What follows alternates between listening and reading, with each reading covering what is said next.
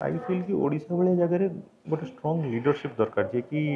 टिके डायनामिक थो टिके चेंज आनी पड़थो। नवीन पट्टनायक इलेक्शन जितिया शिखिगले बट इलेक्शन जितिले केमती लोकन को मागणा जिनस देकी गोटे 30 वर्ष कि 25 वर्ष गोटे स्टेबल गवर्नमेंट रे जति चेंज आसिया कथा जति रेवोल्यूशनाइज हवा कथा डेवलपमेंट से हेई पालानी माने इनिशियल 10-15 वर्ष गोटे प्रकार थिला साइक्लोन रिलीफ हो किंबा हॉकी हो बहुत जिनस हेइथिला बट लास्ट 10 वर्ष वाज कंप्लीट वेस्ट मिशन शक्ति करके लोक पैसा बांटिबा कोठी गाँव रे क्लब करके मद जोगे दबा ता छड़ा लास्ट 10 वर्ष किसी है तो से दृष्टि it was a big failure. हाँ लोक जानिले कहना हाँ जड़े 25 वर्ष शासन कर पपुलर थिला बट पपुलर तो रीजन भी या थिला ये तापर माने बिजू पट्टनायक बैकग्राउंड हाँ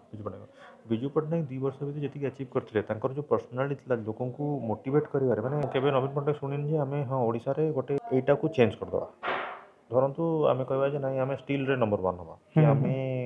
सेमीकंडक्टर नंबर 1 हवा किंबा आम डिफेन्स आम आम स्टील अच्छी एल्युमिनियम अच्छी आम गोटे जमी सिंगापुर गोटे हुए एयर शो हुए और नावाल शो हुए एयर शो तो बैंगलोर होड़े नावाल शो कर फोर्ट अच्छी चांदीपुर अच्छी अच्छी सी अच्छी आम पाखे एल्युमिनियम अच्छी स्टील अच्छी मुझे कहूनी आम से करवा दरकार आमको देखा अच्छे आम कौन माने से काइंड ऑफ थॉट प्रोसेस ही से माने माने सेति ट्रांसफर करि पर नथिले जोटा कि आपण कहयार अर्थ बडा मु बुझी पड़ुची माने एक्शन ओरिएंटेड लीडरशिप आम ओडिशा को यही डायरेक्शन आपको नबा आम यही जिनसटा मास्टा करवा आम टूरिज्म कहूचे जे बेस्ट केप्ट सीक्रेट इंडिया रे राइट राइट किंतु गोटे टूरिस्ट जीव केमती सेठी की तापर किसी प्लानिंग नहीं राइट से जदी कोठी गला से टॉयलेट अछि ना नहीं टॉयलेट को मेंटेन किए करछि ना नहीं खाली बेस्ट केप्ट सीक्रेट करी कि तो कहि देले हे जीवन ना हम दुबई को फ्लाइट चलले दुबई रु आगु क्वाड जाउछन लोक टूरिस्ट जदी आसीबे से केमती आसीबे फ्लाइट का से कनेक्टेड ना यूरोप से कनेक्टेड अछि ना यूएस से कनेक्टेड अछि का से कनेक्टेड अछि माने एगुडा पे गोटे डायनामिक लीडरशिप दरकार जे कि चिंता करबा नहीं मते एही तीनटा सेक्टर काम करबा दरकार मु ता पई एही पांचटा जिंस को मूव करबा दरकार it could be tourism it could be industry it could be education anything जोटा कि हम ओडिसा रे